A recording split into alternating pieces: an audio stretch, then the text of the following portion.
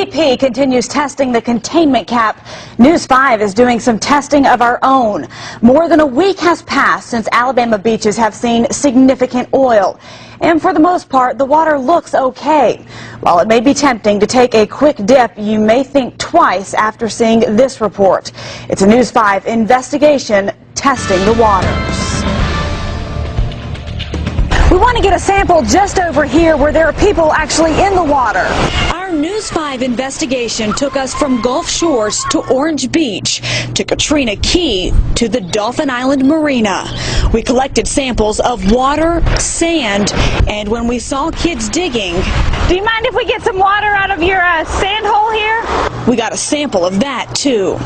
To our eye, the water looked pretty normal until we took those samples to a lab. When testing for oil or grease, how much would be normal on the beach? I wouldn't think that you'd find very much on the beach. There's no real normal amount. Normal is non-detected. Bob Naiman is a chemist with nearly 30 years of experience. He tested our water and sand for oil and petroleum. Naiman says he wouldn't expect to see any more than 5 parts per million of the greasy stuff. But when he started testing the water, this is what he found. The first sample, taken just off Katrina Key, tested positive for more than 3 times that, 16 parts per million of oil and petroleum. The second sample was water from Orange Beach. Here we saw a light sheen, and the test confirmed, coming back with 29 parts per million. In Gulf Shores, we came across some kids digging in the sand, some 20 yards from any waves. You mind if I get a sample of your water? But even there, the sample came back 51 parts per million. The numbers keep getting higher.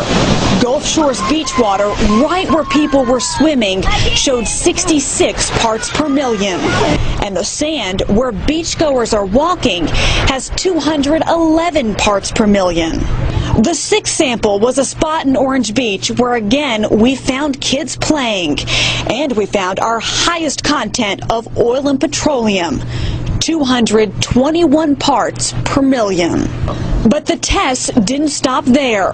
The sample we haven't yet told you about is the one collected from Dolphin Island Marina, near some boom, which we can only imagine's been handled by cleanup workers.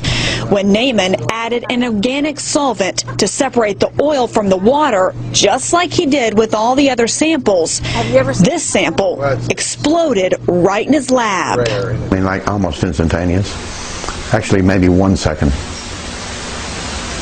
It's just weird. The results surprised even our chemist. We think that it most likely happened due to the presence of either methanol or methane gas, or the presence of the dispersant Corexit. Unfortunately, the sample was destroyed in the explosion, so we'll have to get more and do a different kind of test to get to the bottom of what's in it. There are 2 things that we can take away from the test we did. First, even if you don't see oil on the beach or in the water, chances are it's there. All of our tests from Orange Beach to Dolphin Island showed an abnormal presence of oil. And second, while we don't know exactly what caused that Dolphin Island Marina sample to explode, it has certainly caught our interest. News 5 will test that water for chemicals, specifically chemicals linked to the dispersant being used in the Gulf, Corexit.